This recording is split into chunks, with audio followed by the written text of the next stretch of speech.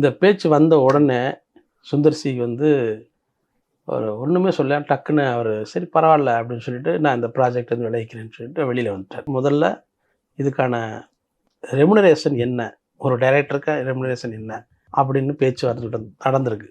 அதில் இவர் சார்பாக ஒரு தொகை வந்து கமல் அலுவலகத்திலேருந்து சுந்தர் சிக்கு கொடுக்கப்படுற தொகையை வந்து சொல்லியிருக்காங்க. அது கிட்டத்தட்ட ஒரு 30 கோடின்னு வச்சுக்கோங்க. சொல்லவும் அவர் என்ன சொல்லியிருக்காரு, அவங்க தரப்பில் இருந்து இதே தொகையை வந்து வேறு ஒரு இயக்குனர், அவங்க பேர் சொல்ல வேண்டாம், அவர் சொல்லியிருக்கார், சொல்லியே கேட்டிருக்காரு, இவங்க செய்திருந்தால் இந்த தொகையை நீங்கள் கொடுப்பீங்களா?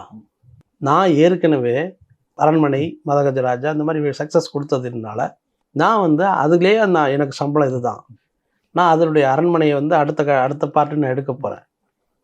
இப்போ மூக்குத்தி அம்மன் இதெல்லாம் வந்து நான் வந்து இதுக்கான சம்பளத்தோடு தான் நான் ஒர்க் பண்ணிகிட்டு இருக்கேன். இப்போ எனக்கு இதோட அடுத்த கட்டத்துக்கு நான் வந்து இந்த ரஜினி படத்தை நான் வந்து பண்ணணும்னா எனக்கு இது மாதிரியான ஒரு அமௌண்ட் வேணும் அப்படின்னு சொல்லும்போது இவங்க வந்து என்ன பண்ணியிருக்காங்க, இவங்கெல்லாம் வந்து ஒரு கரண்ட்டில் இருக்க டைரக்டர் அப்படிங்கிற அந்த மாதிரியான ஒரு பேச்சு வந்துருச்சு. இந்த பேச்சு வந்த உடனே சுந்தர் சி வந்து ஒரு ஒன்றுமே சொல்ல டக்குன்னு அவர் சரி பரவாயில்ல அப்படின்னு சொல்லிட்டு நான் இந்த ப்ராஜெக்ட் வந்து விளைவிக்கிறேன்னு சொல்லிட்டு வெளியில் வந்துட்டார். ஆமாம், அது யாரையும் கோபப்படுத்தாச்சு, அவங்களாம் கரண்ட்டில் இருக்கிற டைரக்டர். ஆமாம், அப்படின்னா இவர் என்ன சும்மா உட்காந்துருக்குவாரா? இதுக்கு முன்னாடி இந்த வருஷத்திலே செம்ம ஹிட்டு கலெக்ஷன் படம் அப்படின்னா மதகஜராஜா தான் சொல்லணும். அது பழைய படம் தான், ஆனால் வெற்றியாக இருக்கா இல்லையாங்கிறது முக்கியம்.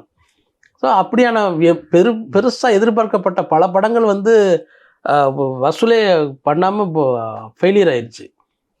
அது மாதிரியான சூழலில் இவருக்கு வந்து ஒரு சக்ஸஸான ஒரு ஃபார்முலாவோடு போய்கிட்டு இருக்க அந்த நேரத்தில் இவருக்கான அந்த கோபம் வரதானே செய்யும்.